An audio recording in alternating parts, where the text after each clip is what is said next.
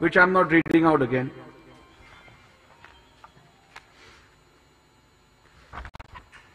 According to the petitioner, a valid leadership structure in consonance with the NCP constitution exists, as is evident from the letter dated 15 September 2022 issued by Shri T.P. Pitambaram Master, addressed to the Election Commission, intimating details of organizational elections held in the year 2022, and 2. The internal NCP correspondence by way of notification dated 15 September 2022 issued by Shri Praful Patel, intimating the national office bearers, working committee members, state union territory presidents, etc.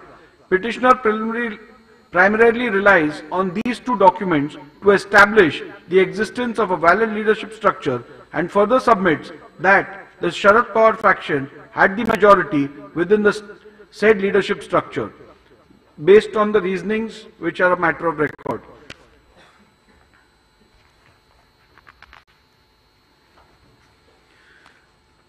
The respondent, however, countered this leadership structure on the grounds that the said leadership structure cannot be taken into account, as the said leadership structure came into existence without following the due process of election appointment as provided in the NCP constitution. In this regard, the respondent made the following submissions, which is again matter of record.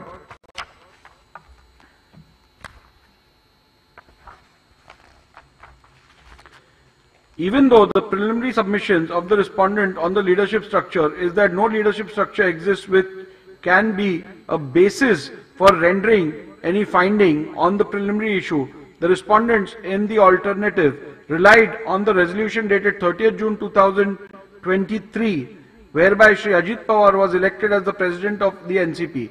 Relying on the resolution, the respondent submitted that the constituent members of the leadership structure were changed by electing Shri Ajit Pawar as the president of the party, and if any leadership structure must be considered, then it must be in which Shri Ajit Pawar is the president. The petitioner disputed the aforesaid claim by submitting that the alleged event of 30th June 2022, as claimed by the respondent, are inherently improbable, and the election of Shri Ajit Pawar was not in accordance with the procedure prescribed by the NCP constitutions. Findings and conclusion. At the very outset, I wish to make certain observations. Even though both the parties have submitted, probably owing to the tenor of the observations of the Honorable Supreme Court, that preliminary issue has to be decided on a prima facie assessment of material on record. In fact, both the parties have, contrary to their own submissions, led extensive evidence to buttress their respective arguments with facts in respect of the relevant leadership structure. Be that as it may, I am not inclined to diverge from the Honorable Supreme Court's directives to consider evidence of both parties in respect of validity and or illegality of organizational leadership structure, in which it was this position of prima facie assessment that I adopted in my final order dated 10 January 2023, when I proceeded to decide the disqualification petition number 1 to 16 of 2022, the Shiv Sena disqualification matter, where I have already held that jurisdiction under the 10th schedule only mandates a prima facie adjudication as to what leadership structure of the political party was at the relevant time, and it does not extend to an inquiry as to whether or not leadership structure was pursuant to a validly held election. It is a matter of fact that till 29 June 2023, there has been no contemporaneous challenge to the leadership of Shri Sharad Pawar as the party president. However, the said position was sought to be altered by the Ajit Pawar faction by way of the resolution dated 30th June 2023. Thus, prima facie, as on 30th June 2023, there existed two parallel claims in respect of the NCP leadership, the one according to the petitioner claiming Shri Sharad Pawar is the party president, and the other one claimed by the respondents where Shri Ajit Pawar is the party president. In order to try and demonstrate that their separate claims to the leadership of the party by their respective presidents, both the parties have led oral and documentary evidence and argued exhaustively. Both the parties claim that it is their leader who was validly elected according to the NCP constitution, and the claim of the other side therefore cannot be entertained. Furthermore, both parties claim that other side's claim as to the leader's election as the party president was not accordance with the NCP constitution. As noted earlier, under the 10th schedule, while deciding the preliminary issue, I cannot go into the validity and or legality of elections to the leadership. I am therefore confronted with the rival assertions which clearly indicate the existence of two persons claiming leadership of the party. It is to be noted at this juncture that the respondent number 1 to 9 of petition number 1 of 2023 joined the government on 2nd July 2023. The resolution electing Shri Ajit Pawar came to be passed on 30th June 2023. This leads to a peculiar situation where there are seen to exist two parallel leadership structures and two party presidents prior to the alleged conduct attracting disqualification. Undoubtedly, the rival parties have tried to lead evidence to justify their opposing stand about the validity of the election of their leader to the post of president.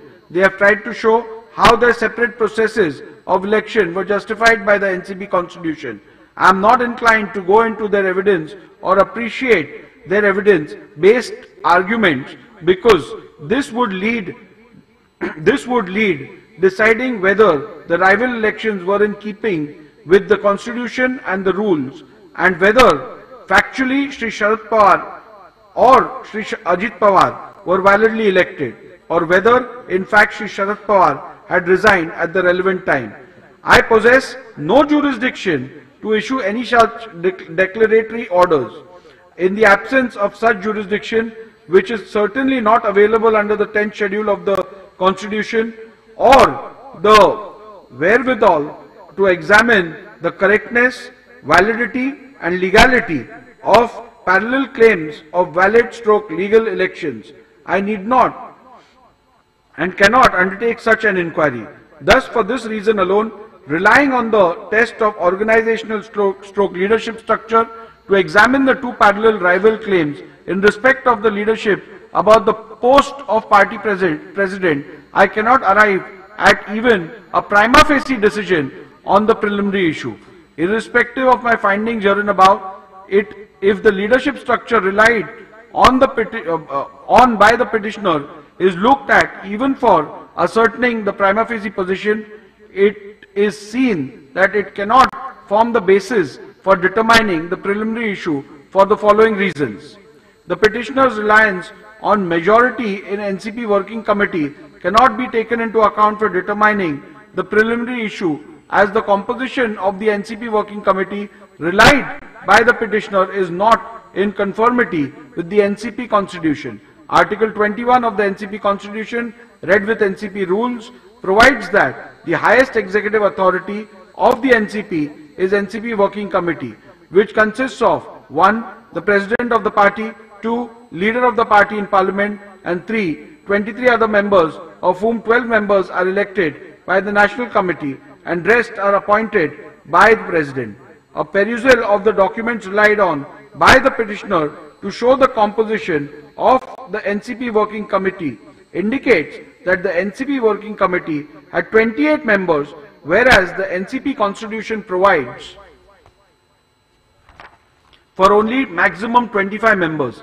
The said document shows 16 permanent invitees, whereas the NCP constitution does not provide for any permanent invitees.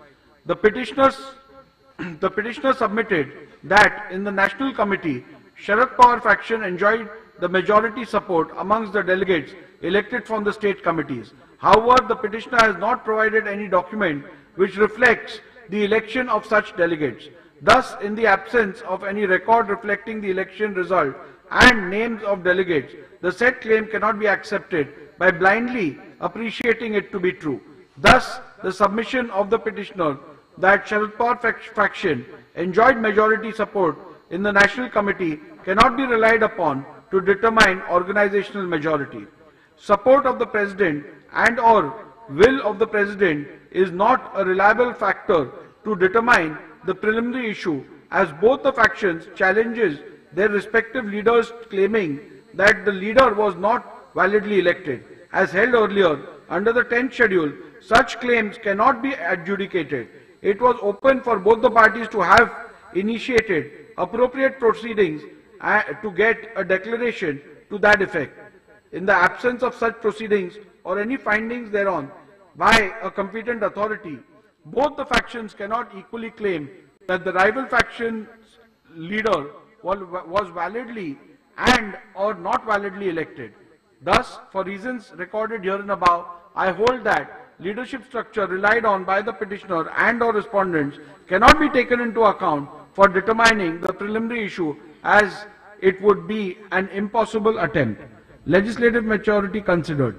As recorded earlier, the Honorable Supreme Court in Subhash Desai Supra has held that the question of who the real political party is has to be considered and determined after giving due weightage to 1. The NCP constitution, 2. The leadership structure of the party, and 3. Legislative majority if two or factions claiming to be the real political party. Having arrived at the conclusion that leadership structure and or organizational structure does not provide a reasonable outcome to settle the issue of which faction is the real political party, I now turn to the test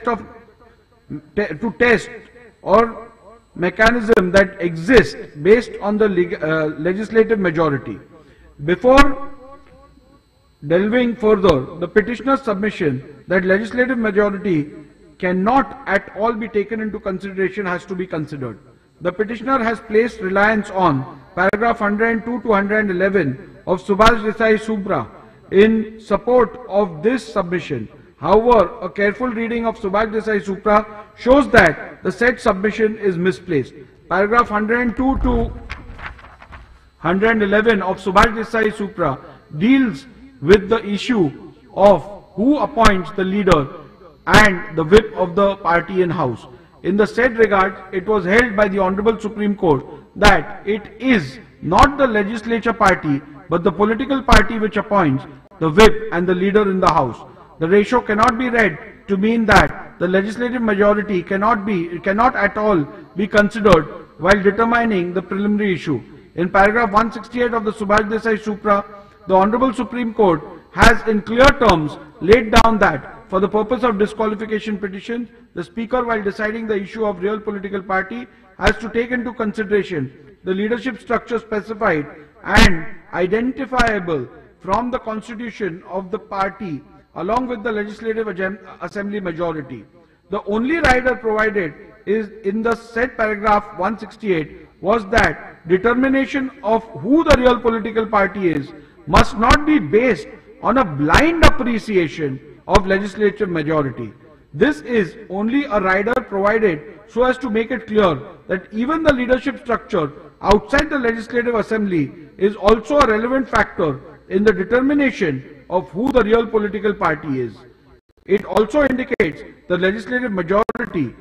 It also indicates that legislative majority is also a factor that is not prohibited from consideration. Thus, the submissions of the petitioner that legislative majority cannot be taken as a factor in arriving at a decision on the preliminary issue is not correct and hence rejected. Needless to mention that it is well settled by Supreme Court that where the question arises as to which group is the party, strength of each group becomes an important and relevant factor. It is thus obvious why the legislative majority becomes relevant creation to be taken into account to decide which faction is the real political party. In the present matter, the legislative majority is undisputed. The respondents claim that Ajit Pawar faction had the support of 41 out of 53 MLAs is not disputed by the petitioners. Even otherwise, the resolution dated 30th June 2022 passed by the Ajit Pawar faction shows that prior to joining the government, Ajit Pawar faction outnumbered the Sharad Pawar faction. It is also imperative to note that the very fact that the Sharad Pawar faction has filed disqualification petitions against 41 MLAs of the Ajit Pawar faction itself indicates the numerical strength of each faction. Further, the respondents' assertion that they have majority in the Legislative Assembly of Maharashtra, Legislative Council of Maharashtra and Legislative Assembly of Nagaland has not been disputed by the petitioners. It is made clear at this juncture that affidavits annexed by the respondents to the affidavit in lieu of examination in chief of Sri Anil Bhaidas Patil RW2 was not taken on record and thus not relied upon for my finding that prima facie Ajit Pawar faction had the legislative support.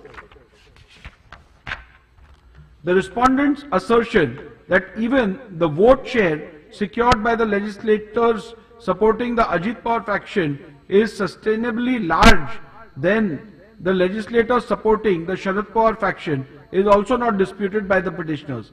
It is to be also noted that the petitioner has not claimed legislative majority in the manner and has not even attempted to demonstrate it. Thus, in view of the above, I hold that preliminary issue as to which faction is the real political party is discernible from the legislative majority which existed when the rival factions emerged.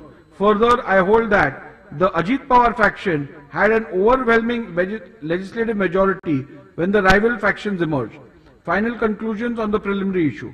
Thus, in view of my findings that the party constitution and leadership structure, organizational structure does not provide any reliable outcome to the question which faction is the real NCP political party, and consequently these cannot be yardsticks to determine which faction is the real political party, and to the legislative majority provides a clear and reliable answer to the question of which faction is the real NCP political party, I hold that the Ajit Pawar faction is the real NCP political party for the purposes of these disqualification petitions.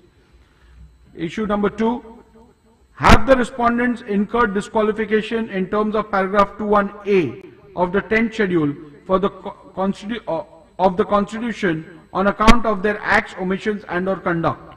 Now, with regards to this second issue, it's common again to the extent of the contents to group 1 and group 2. However, considering the importance of this issue, I may read it out in the second order as well, second group as well, even at the cost of repetition.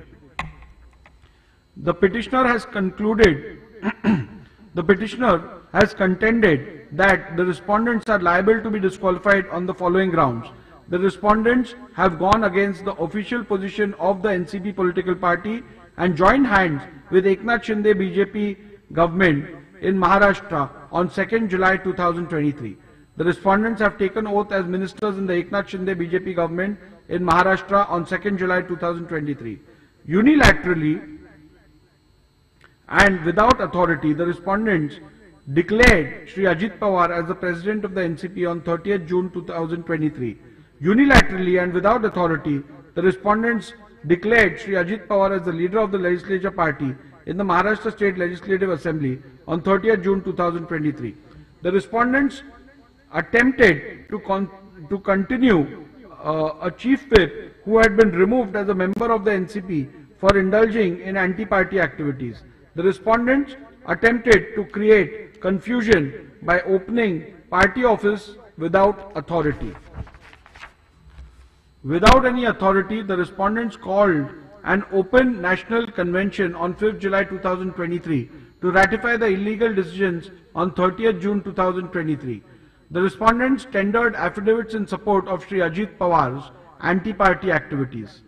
The principal ground on which the disqualification is sought is that by joining the government on 2nd June 2023, the respondent number 1 to 9 is in disqualification petition number 1 of 2023, and by supporting the said action of respondent number 1 of to 9, the other respondents in disqualification petition number 3 and 4 of 2023 have gone against the will of the NCP political party and thereby incurred disqualification under paragraph 2(1)(a) of the 10th schedule of the Constitution.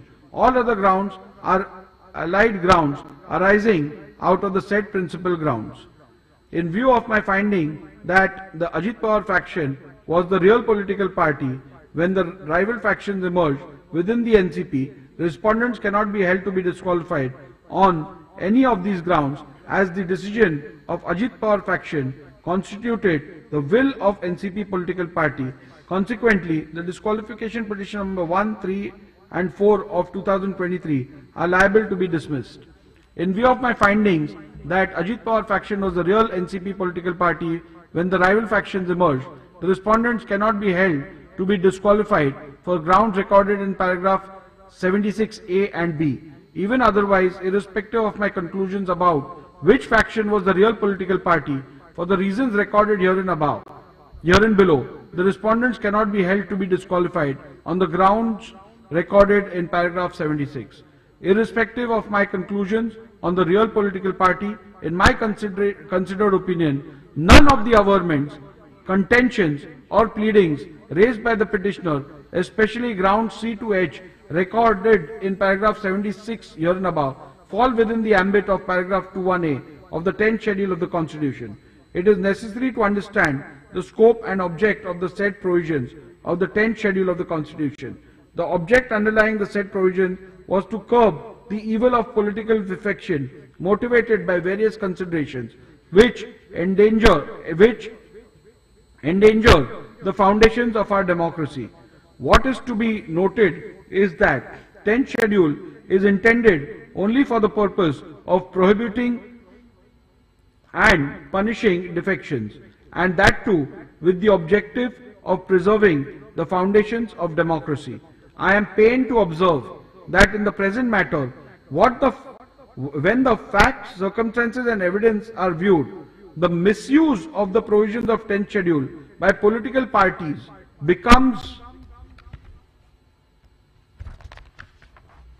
apparent. It appears that the initiation of the proceedings is not to prevent maverick and irresponsible defection or to call an errant member to book. It is to suppress dissent within the party and open a new direction in the political tussle for power. The attempt is to stretch the provisions of 10th schedule to suit private objectives of individuals or parties rather than prevent the harm that is caused to elective democracy itself. In the facts and circumstances brought before me, it is necessary to consider the cardinal question: does every act of a member of the legislature that may be described as defiance or dissent or behavior of group of members of the legislative party in the House that goes against some other group within their own party falls within the meaning of the term defection under paragraph 2 of the 10th schedule? As the Speaker and even as an elected representative, I witness the daily churning of politics as it plays out before me. I see members, their political leaders and their parties as if through a kaleidoscope, making and breaking into new forms, forging new alliances, undoing old relationships, striking out in unknown directions.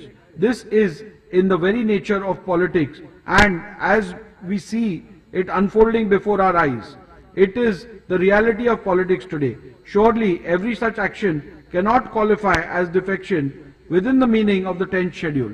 The constitutional bench in the case of Kyoto Holohan versus Zuchilu and others has somewhat touched upon these aspects. I have referred to Kyoto and how Kyoto has dealt with these issues. Then, would every act of defiance or dissent or behavior of groups of members that goes against some other group within their political party fall within the meaning of the term defection under paragraph 2 of the 10th schedule? The question, no doubt, is foundational, but by no means is it the only question that arises for consideration. The companion question that arises is equally fundamental. Is the 10th schedule a tool to control opposition within the political rank of the party? Assuming that rightly or wrongly the behavior of the acts of the respondent in these groups of petitions of raising their voice against Sri Sharad Pawar and disobeying the diktats of Sri Sharad Pawar amounts to indiscipline? Could such action amount to members having voluntarily giving up membership of the party, thereby attracting disqualification under the 10th schedule? The event that unfolded between 30th June 2022 and 2nd July 2022 were clearly in the nature of intra-party dissent within the Nationalist Congress Party, and the members of the party stood divided between two leaders, i.e. Shri Sharad Pawar and Shri Ajit Pawar. But this conflict was clearly within the political party. Questioning the decision of Shri Sharad Pawar and going against his wishes cannot be said to be an act of defection or of leaving the party. It is a dissent expressed by the members of the NCP. At no point of time did any of the leaders, including the respondents, ever made any attempt that would amount to a statement or contention to leave the NCP political party. Members of the party expressing concerns against certain political behavior of other members of the party would not constitute defection. Under the 10th schedule, such collective dissent would remain to be a dissent within the political party, even when it began to be raised publicly on the platform other than party forums. It may not be to the liking of this leader or that, but it would still remain to be a dissent and not desertion. A word about dissent. Intra-party dissent by individual members of a political party need to be distinguished from collective dissent of a group in the legislative party. It further needs to be established that if such collective dissent has occurred, it amounts to defection from the party. Here, an examination of the motive also becomes relevant.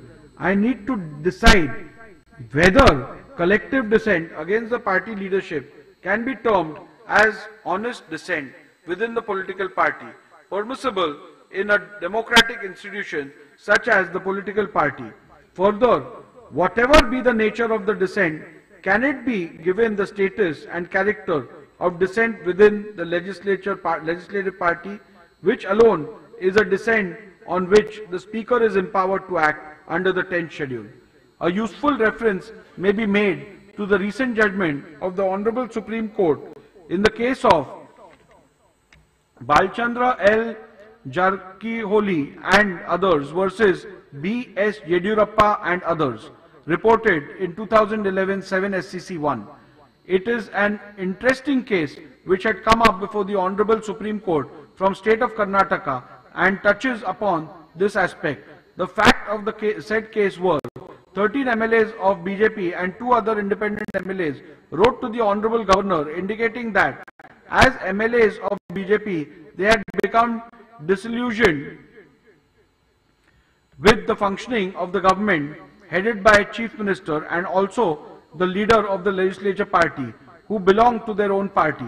After stating their reasons, they added that they were withdrawing support to the BJP government headed by Mr. B.S. Yediyurappa, but they would support BJP government with any other leader from BJP in its place.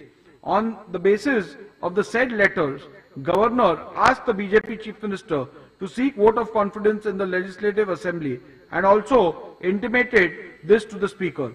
On the same day itself, the Chief Minister filed disqualification petitions against his own MLAs, accusing them of voluntarily giving up membership of the political party. Upon issuance of show cause notice, the MLAs filed a reply stating that they did not intend to withdraw support to BJP but had withdrawn support only from the government headed by Shri Yediyurappa, and that they would support any BJP government headed by a clean and efficient person. They asserted that their conduct did not fall within the scope of paragraph 21A of the 10th schedule. The Speaker, however, disqualified the MLAs under paragraph 21A of the 10th schedule.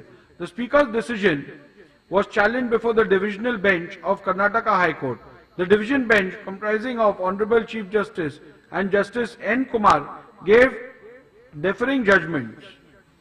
The Honorable Chief Justice rejected all the contentions of the MLAs and dismissed the writ petitions, while Justice N. Kumar, in his separate judgment, differed with the views of the Honorable Chief Justice in regards to interpretation of paragraph 21A of the 10th schedule and set aside the Speaker's order.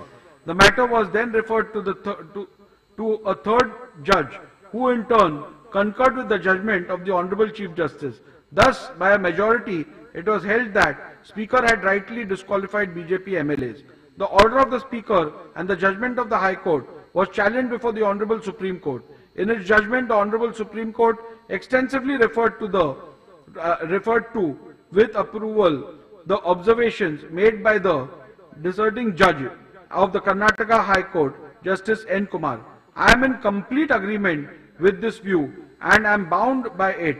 I reproduce the said paragraph which are relevant for the present purpose. Justice N. Kumar, who along with the Chief Justice heard writ petitions filed by the appellant herein, in his separate judgment, differed with the views expressed by the Chief Justice in regards to the interpretation of paragraph 21A of the 10th schedule of the Constitution. The learned judge went on to further hold that when a member of a house expressed his no confidence in the leader of a legislative party, and if he happened to be the Chief Minister who is heading the Council of Ministers and had written to the Governor in that regard, such act by itself would not amount to an act of floor crossing. Similarly, if the Governor, after taking note of the expression of no confidence, was satisfied that the Chief Minister had lost majority support in the House, he could call upon the Chief Minister to prove his majority on the floor of the House. It was further observed that if the Chief Minister, on such request, failed to establish that he enjoyed the support of the majority of the members, the ministry would fall. But such an act of the member of the House would not constitute defection under 10th schedule. By such an act, the political party which had formed the government would not lose its right to form a government again. On the other hand, what is disturbed by such an act is the government of the political party with a particular leader in whom the members of the House belonging to the same political party have no confidence. But this would not mean that the member of the political party to which the Chief Minister belonged had given up his membership to the political party.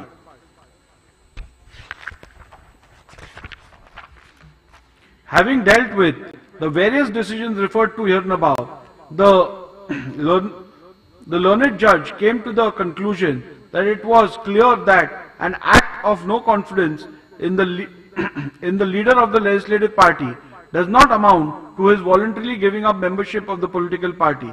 Similarly, his act of expressing no confidence in the government formed by the party with a particular leader as the Chief Minister would not also amount to a voluntary act of giving up the membership of that political party. The learned judge further observed that deserting the leader and deserting the government is not synonymous with deserting the party. If a member resigned from the ministry, it would not amount to defection. What constitutes defection under paragraph 21A of the 10th schedule is deserting the party. The learned judge observed that dissent is not defection, and the 10th schedule, while recognizing dissent, prohibits defection. In this background, on an appreciation of facts on record, I find that the present petition do not attract or justify actions under the 10th schedule. In my view, the petitioner cannot and should not use the provisions of 10th schedule as a weapon to silence or browbeat the members or to crush opposition. That would be a complete abuse of the process of law and would run counter to the constitutional intent behind the 10th schedule. It also underlines the instance of the Election Commission of India to bring about changes in the party constitution to make it more democratic by providing party cadre a platform to express themselves and give them a voice in the party's decision making. It may be It may be that some members go overboard and make some statements or do some acts which may be in breach of party discipline. It would be for the political party to deal with them appropriately and not for the 10th schedule. Looking at the degree or gravity of the indiscipline, the concerned members may be censured, admonished, or reprimanded or given a more extreme punishment such as suspension or expulsion from the party, as may be warranted by the party's rules. Even the most extreme punishment of expulsion from the party would not have the effect of these members losing their seat in the House. The members would remain as unattached members in the House, continuing to represent their constituencies, and they would still continue to be members of the political party for the purpose of 10th schedule. The 10th schedule is not intended to be used as a device for imposing inter-party discipline, much less for administering the party. No party leadership can use the provisions of 10th schedule as a deterrent to stifle the collective dissent of large number of members by threatening them with disqualification under the 10th schedule. In a given case, when a tussle for leadership arises between leaders in a political party, the elected members, as indeed the common party workers, usually cannot remain mute onlookers. They are compelled to choose sides. Whatever else may be the consequences of their action or inaction, the parties cannot expect that the Speaker's office be used to eradicate opposition or quell dissent in party ranks by employing the mechanism of the 10th schedule. 10th schedule can only enter the arena if members voluntarily give up membership of the party. As things stand, the Speaker has no role to play in the game of political tussle between warring party leaders. The Speaker's action of imposing penal consequences is prompted by the letter of the law or spirit behind the 10th schedule, which, in my considered view, is to preserve the democratic foundations of legislatures or the parliament. The Speaker must keep in mind this objective underlying the 10th schedule and see if the indiscipline falls within the provisions of paragraph 2(1)(a) of the 10th schedule. The Speaker must guard against the power under the 10th schedule from being invoked with ulterior motives for party gains. Thus, for the reasons stated above, respondents cannot be held to be disqualified on any of the grounds recorded in paragraph 76 C to H, as they do not amount to voluntarily giving up membership of the political party. Consequently, the disqualification petition number 1, 3 and 4 of 2023 are liable to be dismissed. In view of my conclusions and findings recorded here and above, petition number 1, 3 and 4 of 2023 are hereby dismissed.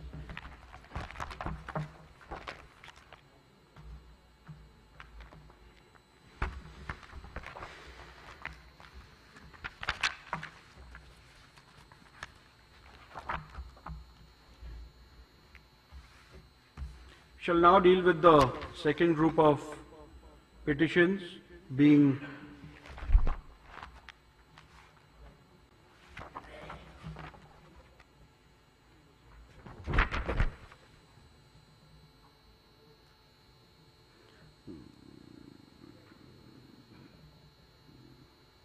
petition number 2 and 5 filed by the Ajit Pawar factions have been grouped as group 2. Really pronouncing the order for those petitions filed by the Ajit Pawar faction against the members belonging to the Sharad Pawar faction. The preliminary issue has already been decided, which is similar in both the groups, and I have already ruled on that and read out the relevant portions of the order which deal with that issue. Now, with regards to have respondents incurred disqualification in terms of paragraph 2(1)(a) of the 10th schedule of the Constitution on account of their acts, omissions and or conduct. So this is the respondents as in the Sharad Pawar faction MLAs, whether through their acts and conducts do they qualify for disqualification under 2(1)(a). Petitioner has contended that the respondents are liable to be disqualified on the following grounds. A. Tendered affidavits in support of Shri Sharad Pawar without seeking permission of party president Shri Ajit Pawar. Respondents, by making statements against the decision of the party to join the government, has committed anti-party activities and have thus voluntarily given up the membership of the party. In my considered opinion, irrespective of my decision that the Ajit Pawar faction was a real NCP political party when the rival factions emerged, none of the averments, contentions or pleadings raised by the petitioner in this group of petitions shall fall within the ambit of paragraph 2(1)(a) of the 10th schedule of the Constitution. The object underlying the provisions in the 10th schedule was to curb the evil of political defections motivated by various considerations which endanger the foundations of our democracy. What is to be noted is that the provisions of the amendment are intended only for the purpose of prohibiting and punishing defection, and that too with the objective of preserving the foundation of democracy. The rest of them are, my observations are same with regards to the distinction between dissent and defection.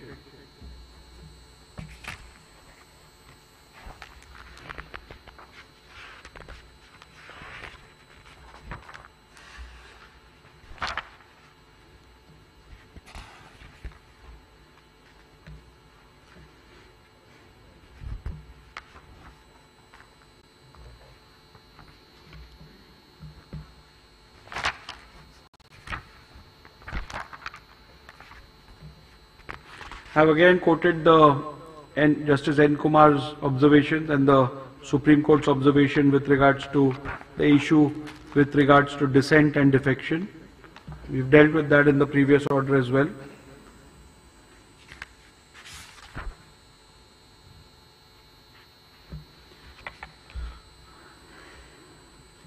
So I'll read out only the operative portion of this. Thus, for the reasons stated herabove, respondents cannot be held to be disqualified on any of the grounds, as they do not amount to voluntarily giving up membership of the political party. Consequently, the disqualification petition number 2 and 5 of 2023 are liable to be dismissed. In view of my conclusions and findings recorded herein above, petition number 2 and 5 of 2023 are hereby dismissed.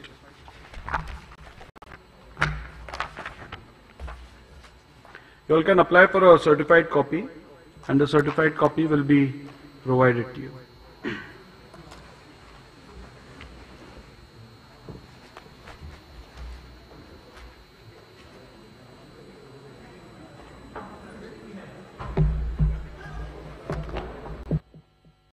असे आणखी video पाहण्यासाठी Konkan नाऊचं YouTube channel subscribe करा. Bell button दाबा. ताज्या घडामोडींसाठी log in करा